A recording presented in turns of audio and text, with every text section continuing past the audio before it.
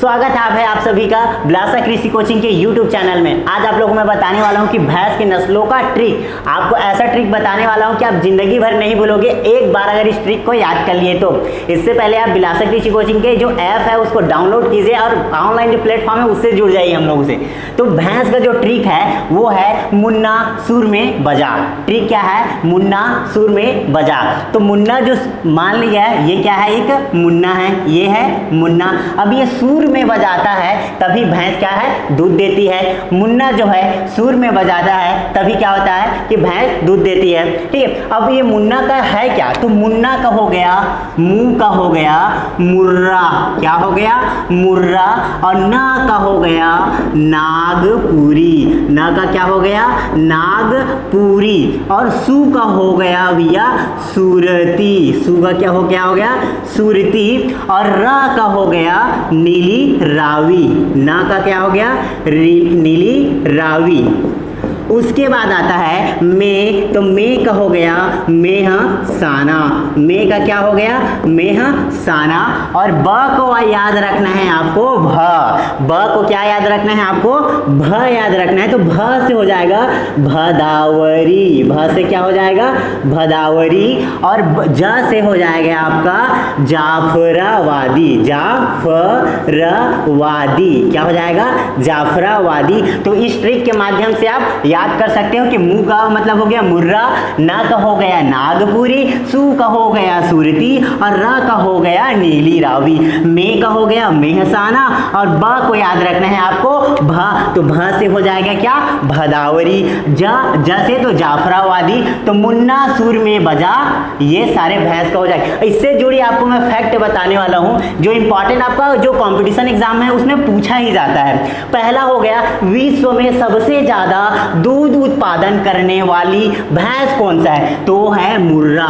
कौन सा है? विश्व में सबसे ज्यादा जो दूध उत्पादन करने वाली भैंस है वो है मुर्रा। मुर्रा का जो कलर होता है सबसे जो गहरा काला होता है, सबसे गहरा काला। आपने सुना होगा गहरा आइकॉनिक काजल जो समय को भी मात देता है, लेकिन ये भैया दूध उत्पादन को मात देता है। और मुर्रा जो है विश्व में सबसे ज्यादा दूध उत्पादन करता है। ना का हो गया नागपुरी। तो नागपुरी का जो सींग होता है वो बहुत लंबे लंबे होते हैं। ये बस इसमें ज्यादा क्वेश्चन नहीं पूछाता है। सु से आपका सु जो है सुरती आपका इंपॉर्टेंट है। इससे पूछा जाता है सिकल शेप हॉर्न किसका होता है? सिकल शेप मतलब होता है हंसिया जैसा सींग। हंसिया जैसा सींग किस भैंस का होता है? हंसिया जैसा सींग किस भैंस का होता है? तो सुरती का होता है। किसका होता है? सुरती का होता है। सुरती जो है ये जो है गाय का भी नस्ल है और बकरी का भी नस्ल है और ये भैंस का भी नस्ल है। नीली रावी। नीली रावी को कहा जाता है पंचरत्नी। क्या कहा जाता है इसको?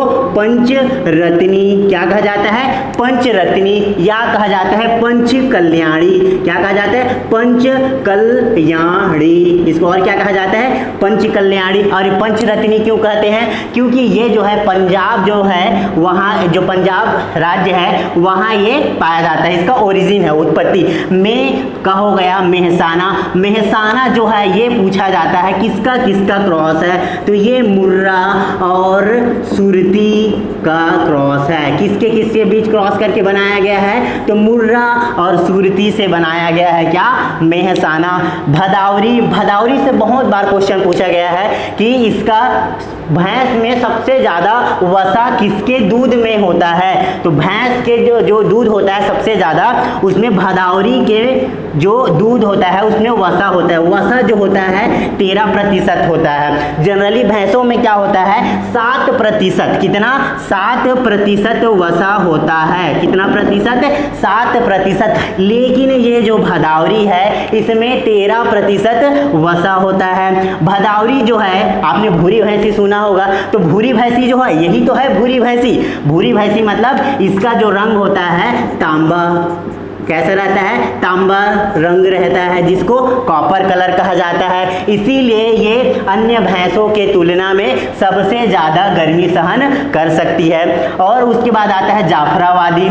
जाफरावादी जनरली आपने गलकंबल तो जानते होंगे, गलकंबल मतलब गायों के सामने जो लटकता हुआ मांसल भाग होता है उसको क्या कहा जाता है, गलकंबल या लैम्ब ड्यू कहा जाता है। जनरली ये भैंसों में नहीं पाए जाते, जनरली क्या है, ये भैंसों में नहीं पाए जाते, लेकिन जाफराबादी एक ऐसा नस्ल है जिसमें गलकंबल पाया जाता है, गलकंबल पाया जाता है। तो ये तो था इंपॉर्टेंट चीज जो आपके कंपटीशन एग्जाम में पूछे जाते हैं और हमेशा कंफ्यूजन करते हैं कि भैंस का नस्ल कौन सा है, गाय का नस्ल कौन सा है, इससे आप कहीं भी नहीं भूलेंगे। वीडियो अच्छी लगी हो तो वीडियो को लाइक करें, चैनल को सब्सक्राइब करें और ज़्यादा से ज़्यादा शेयर करें। Thank you.